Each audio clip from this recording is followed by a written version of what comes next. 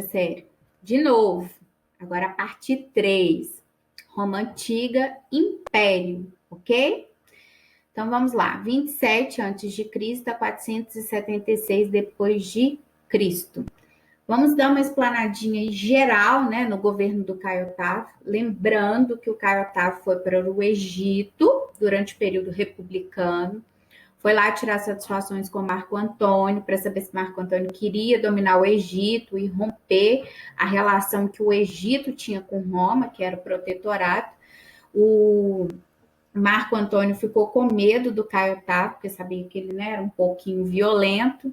Ele se matou, né? Mais a Cleópatra, mais os 2 filhos, né? Então, infelizmente, acaba a história de Marco Antônio, Cleópatra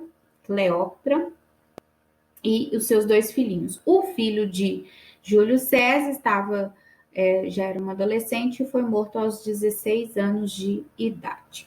E aí assume, né, o Caio Otávio, que depois vai receber o título de Augustus, que significa imperador, aquele que está acima, né?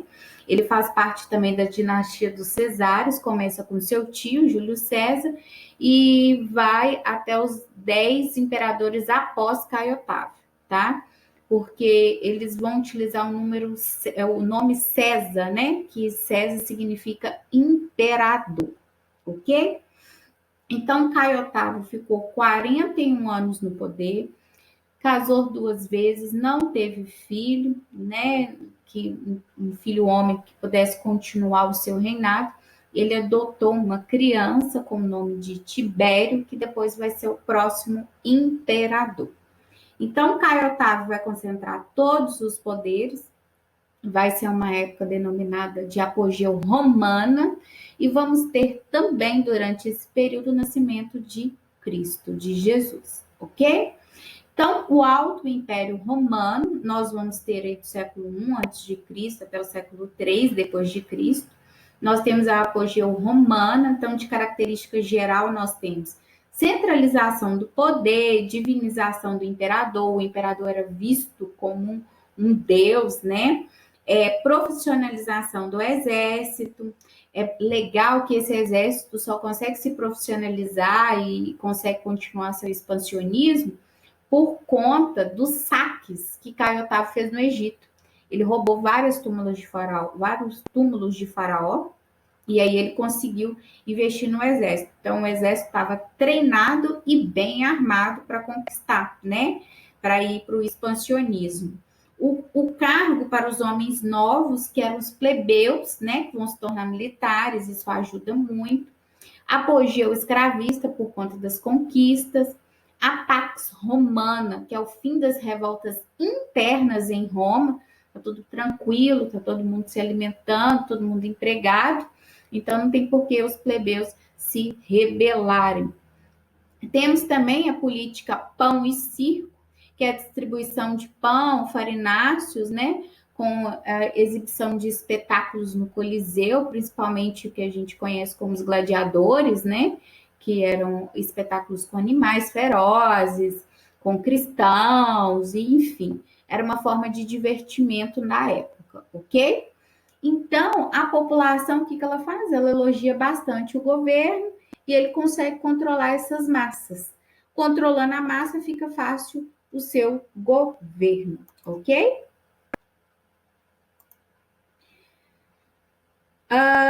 Período do Baixo Império Romano, aí já entra o período de crise ou período de ruralização, né? Nós temos aí a crise econômica, que é a redução nas conquistas territoriais, diminui os processos de conquista, já não é mais, né, igual era antes. O império atingiu a sua extensão máxima. Ele abrange 3 continentes: o continente europeu, o continente asiático e o continente africano. Então, o Império Romano ficou gigantesco. Para administrar não era fácil, ok?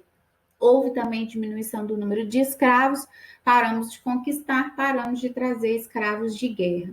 Aumento das despesas do Estado. Se o Estado está com muitas despesas porque ele precisa manter o seu exército, que é um exército numeroso e grandioso, ele aumenta os impostos. e os impostos atingem quem? A classe mais pobre, né? Então, as pessoas vão começar o que? A se rebelar, o que a gente tem as revoltas internas ou revoltas intestinas. Acontece o êxodo urbano, a população começa a se concentrar nos campos, em propriedades ou comunidades chamadas de autossuficientes. O que são comunidades autossuficientes? Elas vão produzir uma economia de consumo para eles, né? Então, todo mundo sai da cidade e vai para o meio rural. Isso é denominado de êxodo urbano, ok? Temos também a crise na religião, que é o surgimento do cristianismo, o nascimento de Cristo, né? Promove aí uma nova filosofia, lembrando que os romanos, eles eram politeístas, né? Então eles acreditavam em vários deuses, sacrifícios. Júlio César adorava tomar banho de sangue de bode, né? Era uma sociedade muito promíscua, né? Não tinha assim muito cuidado e valorizava muito a questão do prazer. Então isso, o nascimento do cristianismo, ele muda um pouco o parâmetro, né, social dos romanos. E o primeiro grupo, né, que fica muito forte, que fica muito ligado ao cristianismo, vai ser a plebe. A plebe viu sua salvação no cristianismo, né? O cristianismo, ele prega o quê? Não é uma vida, né? A sua vida vai ser melhor após a morte, né? O pós-vida. É a religião dos humildes, não prega violência. Então, isso fez com que os plebeus foram os novos adeptos, chamados de novos cristãos, né? Levando a um grande número a rejeitar, né, fazer parte do exército, né? Os plebeus não queriam, porque é uma religião que não prega violência. O que eu vou fazer no campo militar, né? Eles são contra a escravidão, porque eu acho que você está subjugando o outro. Enfim, profundas desigualdades sociais acontecem em Roma durante esse período do Baixo Império Romano. A questão das crises na religião, nós temos aí um imperador que faz parte da dinastia dos Cesares, né? O Nero, ele vai perseguir bastante os cristãos. Ele é considerado o primeiro perseguidor de cristãos, tá? Nero promovia uma série de atrocidades. Por exemplo, adorava ver cristãos lutando com leões, com ursos, né? Assim, era uma forma de divertimento dele. Nero, infelizmente, não era uma pessoa, vamos dizer assim, normal, né? Do que a gente conhece como normalidade, né? Ele tinha um distúrbio mesmo emocional. Ele era considerado um sociopata, vamos dizer assim. E aí essas atrocidades que ele cometeu com os cristãos chocavam muito o povo romano, né? Levando a esse povo a cultuar, né? Fazerem uns cultos em locais escondidos, tipo uma catacumba, por exemplo, né? Eles ficavam ali cantando, fazendo as leituras, né? É interessante nesse período de que Nero está governando que São Pedro, né? Ele está em Roma e ele acompanha essas loucuras que Nero está promovendo com os cristãos e eles falam: olha, vocês têm que persistir, né? Porque Deus vai dar a salvação, ok? O último a perseguir os cristãos foram o imperador Diocleciano. Então, nós temos aí, começa com Nero, né?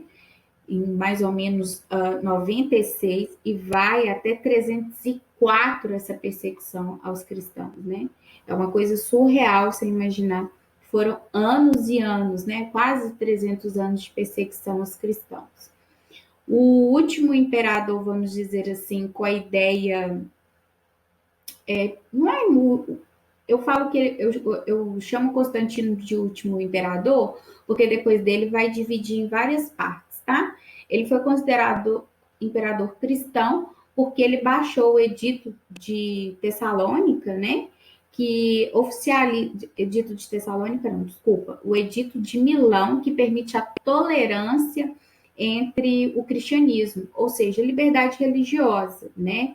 E também proíbe as perseguições. Então, agora os cristãos vão ter liberdade, cristãos vão ter liberdade de culto, ok? O último, que coloca o cristianismo como religião oficial, que é o Edito de Tessalônica, que foi o imperador Teodósio que dividiu o Império Romano em duas partes. Por que ele fez isso? Pessoal, o Império Romano já estava dando o último suspiro, né?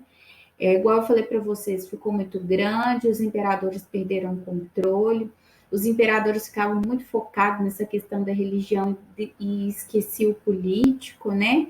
O econômico e o social. A pobreza era gigantesca em Roma, os saques eram constantes. Então, assim, Roma já não tinha tanto prestígio na época, né, do seu apogeu. Então, o golpe final foi a invasão dos povos bárbaros. Quando os povos bárbaros invadem, né, o que sobrou, vamos dizer assim, do Império Romano, aí sim ele entra no processo de desfragmentação e no processo de ruralização.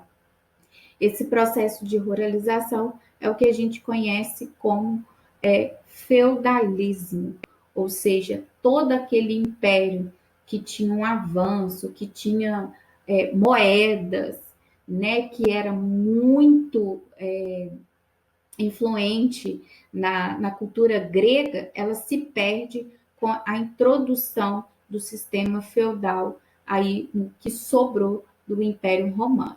Ok, queridos?